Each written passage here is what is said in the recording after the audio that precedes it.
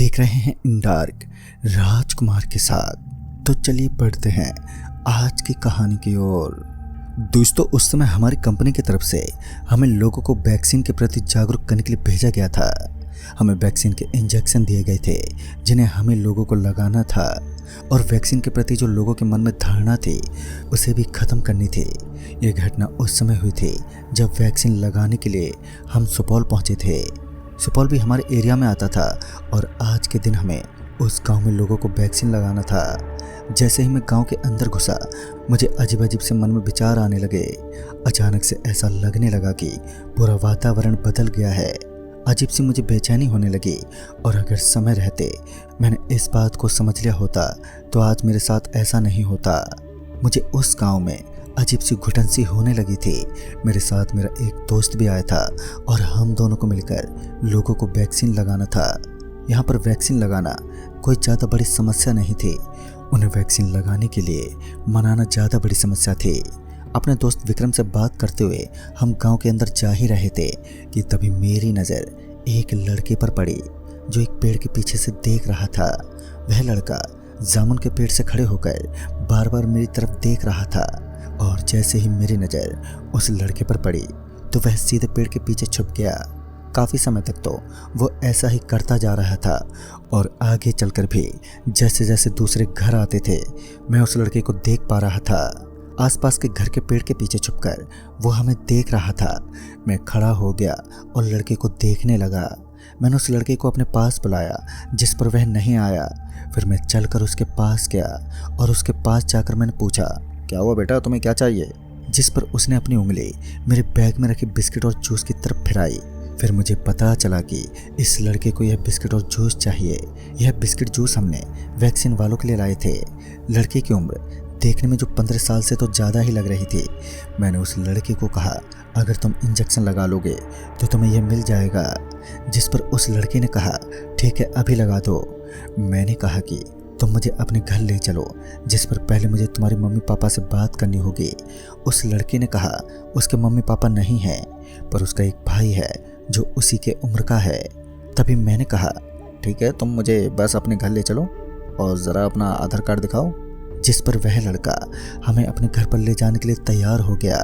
उसके बाद वो लड़का हमें जंगल के रास्ते अपने घर ले जाने लगा और हम उसके पीछे पीछे बढ़ने लगे। वह काफ़ी घने जंगल से हमें लेकर जा रहा था, जिस पर मैं यही सोच रहा था कि इतने अंदर कौन रहता है। वो जंगल का रास्ता आवाहन के लायक नहीं था। उस रास्ते पर चलते हुए मुझे ऐसा लग रहा था जैसे पहली बार कोई इस रास्ते से जा रहा है। आखिरकार हम उसके घर पहुंच गए। घर की हालत काफ़ी बुरी हुई रखी थी।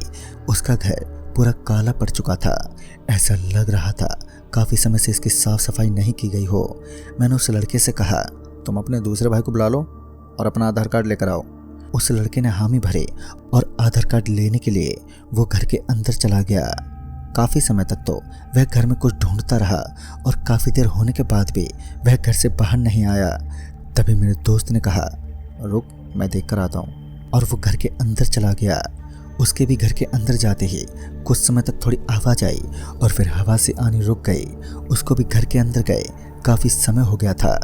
काफ़ी समय से मेरा दोस्त अभी तक बाहर नहीं आया था और अब मैं सोच रहा था कहीं मैं कोई गलत घर पर तो नहीं आ गया।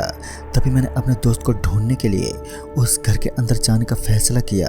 मैंने घर के अंदर जाने के लिए जैसे अपने पैर उठाए थे तो मुझे एहसास हुआ कि किसी ने मेरा पैर पकड़ लिया है। मैंने जैसे ही अपना दायां पैर उठाकर आगे रखा तो मैंने देखा कि मेरा बायां पैर मानो थमसा गया है, जैसे किसी ने उसे पकड़ रखा है। तभी थोड़े समय के बाद मैंने देखा कि अब मेरा दायां पैर भी अपनी जगह से हिल ही नहीं रहा है, जैसे उसे भी ज़मीन में किसी ने गाड़ दिया हो।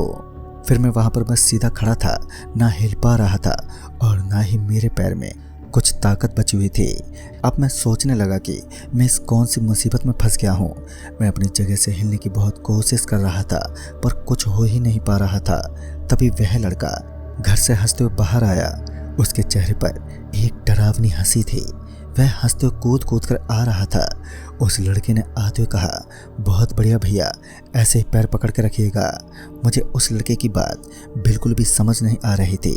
वह किसी को भैया भैया कहकर बार बार बोल रहा था। शायद जिस प्रेत ने मेरा पैर पकड़ रखा था वह उसे भैया बुला रहा था। तभी अचानक से मुझे महसूस हुआ कि मेरे पैर छूट गए हैं। पैर छूटते ही मैं अपनी जगह पर स्थिर खड़ा नहीं रह पाया और सीधे नीचे गिर पड़ा।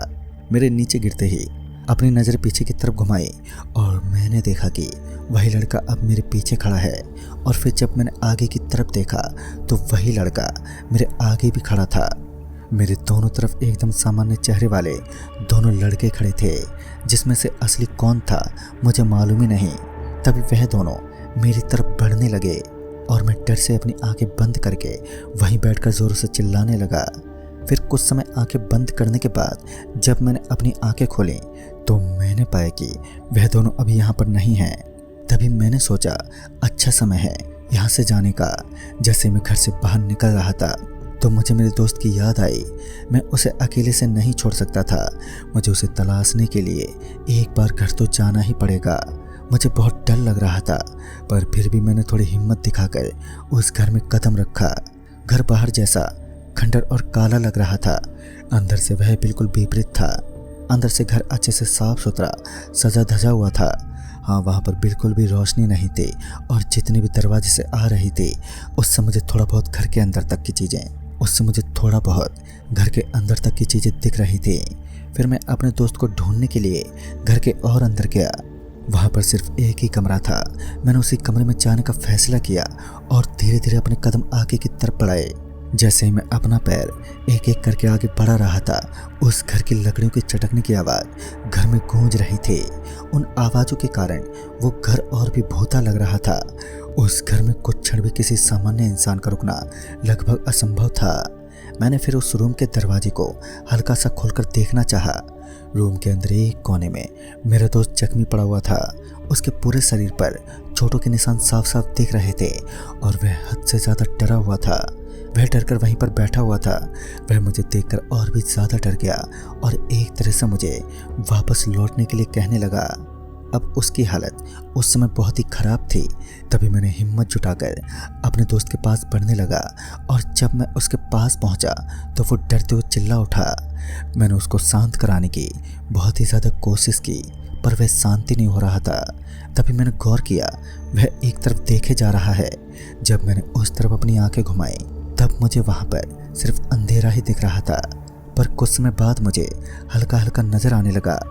तभी मैंने देखा वहाँ पर काफ़ी सारी लाशें पड़ी हुई हैं।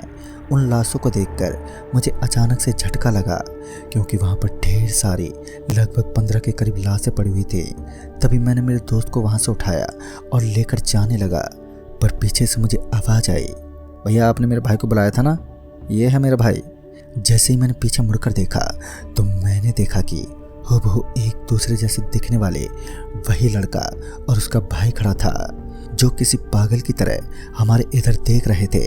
जिसमें से वह लड़का तो काफ़ी अजीब तरह से पागलों जैसी हरकतें भी कर रहा था। जब तक मैं कुछ करता वह लड़का वहाँ से सीधे हमारे ऊपर कूद पड़ा और उसने हम दोनों का गला पकड़ लिया। उसने एक ही हाथ से हम दोनों का गला पकड़ा था, पर फिर भी हम उससे बिल्कुल भी छूट नहीं पा रहे थे। उस प्रेत में बहुत ही ज़्यादा बल था। हमने अपनी पूरी ताकत लगाकर उसके हाथ को हटाने की कोशिश की, पर वह 1 इंच भी बिल्कुल भी हट ही नहीं पाया।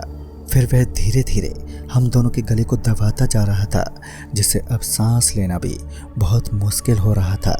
उस समय अगर कोई भी उसके चेहरे को देखता तो उसे पता चलता कि डर किसे कहते हैं। उसे देखकर हूबहू ऐसा लग रहा था जैसे किसी पागल प्रेत को देख रहा हूँ। वह अजीब सी आंखें और हंसी के साथ हमारी तरफ देख रहा था। तभी एक आदमी अचानक से सामने के गेट से आया और ना जाने किस कारण उस आदमी को देखते ही वह दोनों लड़के अचानक से गायब हो गए। वह आदमी कद काठी में बहुत ही लंबा था और जैसे ही उस लड़के ने हमारा गला छोड़ा तो हम जोरों से ज़मीन पर गिर पड़े। मैंने एक बात गौर की कि मेरा दोस्त उस आदमी को बहुत हैरानी से देख रहा था। उसकी नज़र उस पर से हट ही नहीं रही थी। उस आदमी ने एक शब्द भी नहीं बोला, जैसे उसे हमारी हालत का पहले से ही अंदाज़ा हो। उस आदमी ने हम दोनों को उसके पीछे आने का इशारा किया। हम दोनों भी उसके पीछे चलते हुए घर से बाहर आ गए। उस आदमी ने बस एक वाक्य कहा, तुम सबको यहाँ नहीं आना चाहिए, अब यहाँ से चले जाओ। तभी हम दोनों वहाँ के बरामदे से बाहर जाने लगे, पर बाहर निकलते ही मानो तेज की हवाएं चलने लगी। मुझे ऐसा आभास होने लगा जैसे वह दोनों प्रेत लड़के अभी भी यहीं पर हैं और फिर वह हमारे साथ बरामदे से बाहर निकलने लगा। न जाने उसके साथ निकलते ही वैसे ही वो हवा रुक गई। ऐसा लग रहा था जैसे वह दोनों प्रेत इस आदमी से डर रहे थे और इसकी अनुपस्थिति हमारी जान को खतरे में डाल सकती थी।